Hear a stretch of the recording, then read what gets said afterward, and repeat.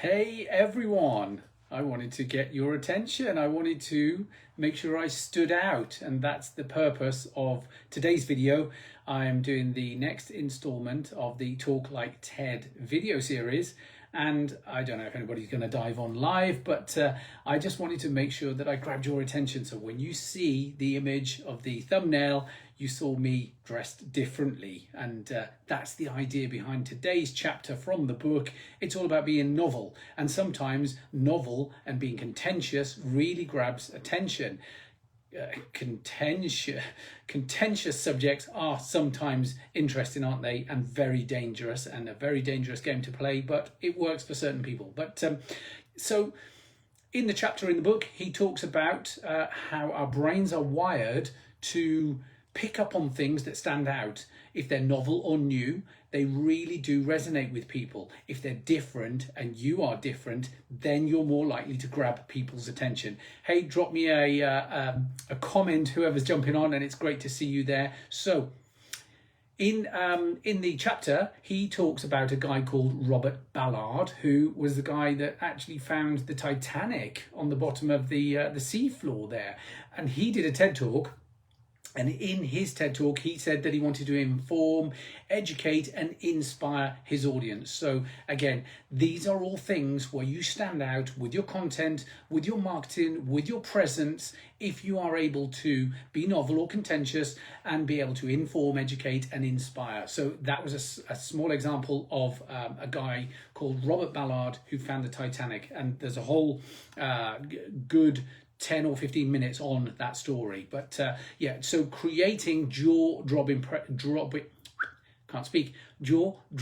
presentations. That's a real mouthful, isn't it?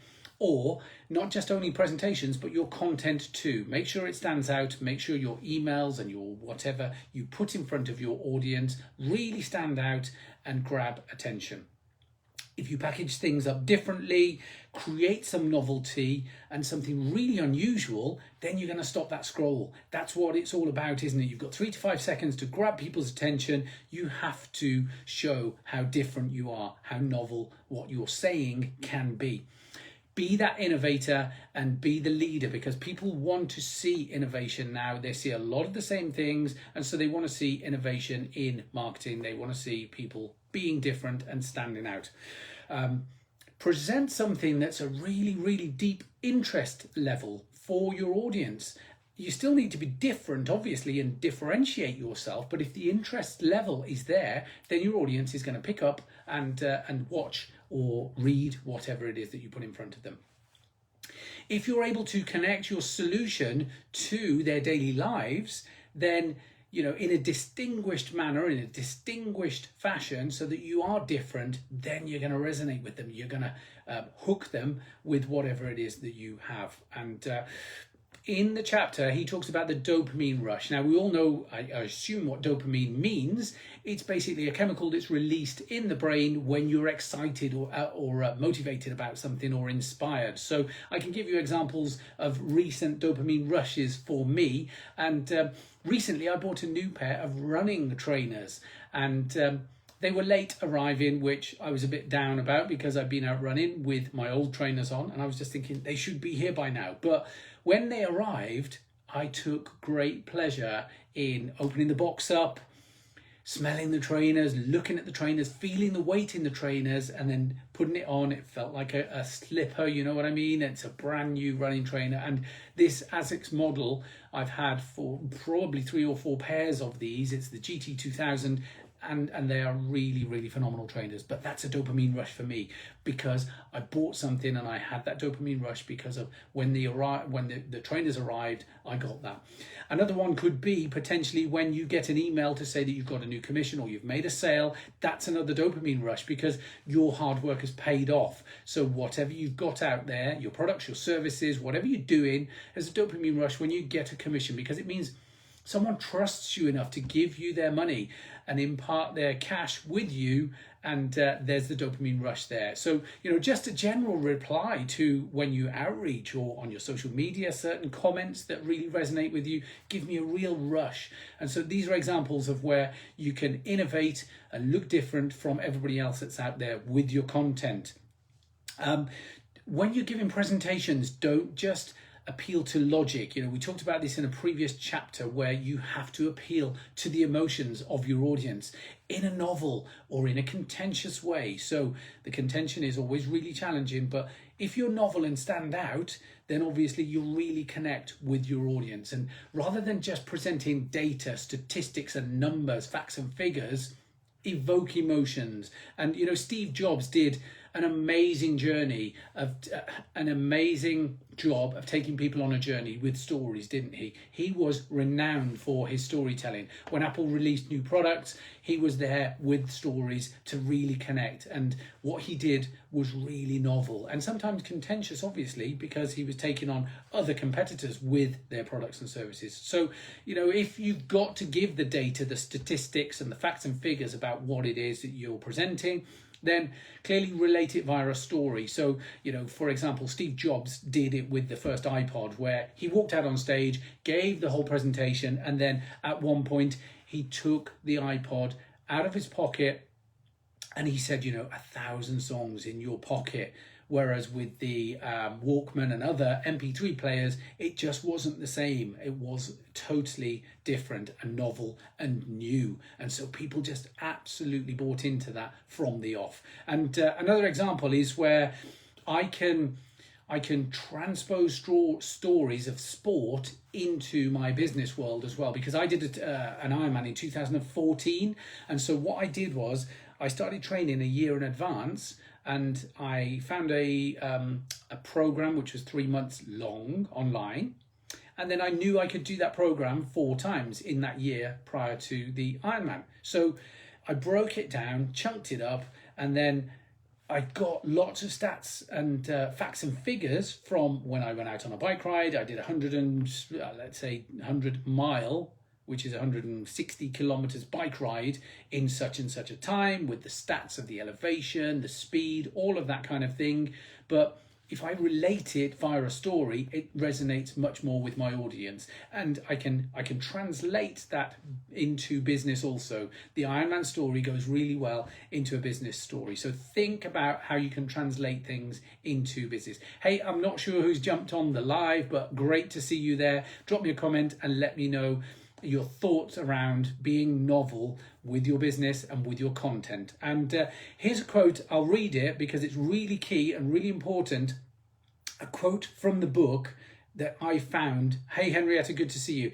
Is phenomenal. So, see your own world through a fresh lens to give your audience a new view of their world. So that's so powerful. I'll reread it, and you might have to write this down because it's so key. See your own world through a fresh lens to give your audience a new view of their world.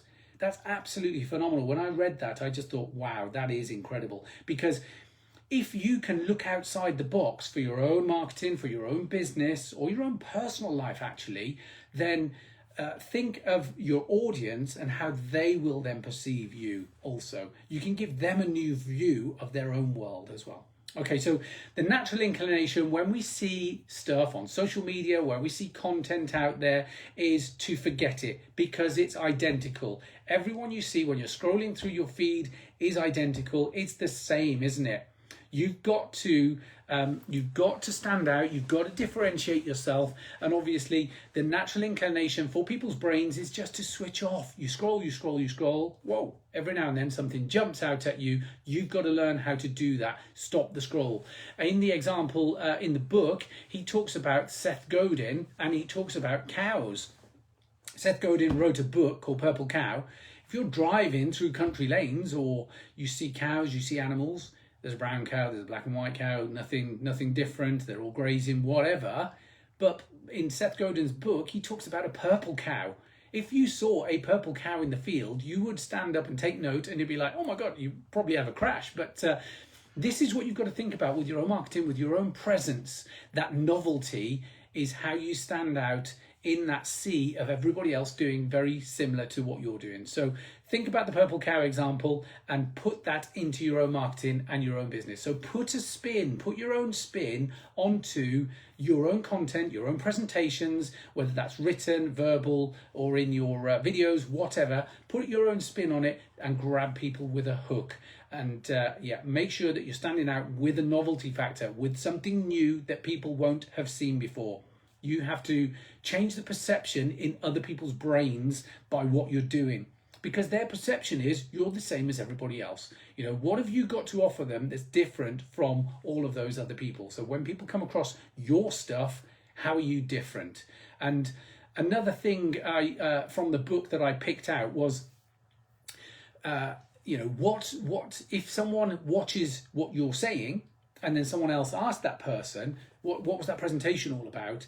If you've imparted knowledge so well that they are really enthusiastic and motivated and inspired by you, they will know exactly what to tell that other person about your presentation, about your content, about what it is that you've put in front of them.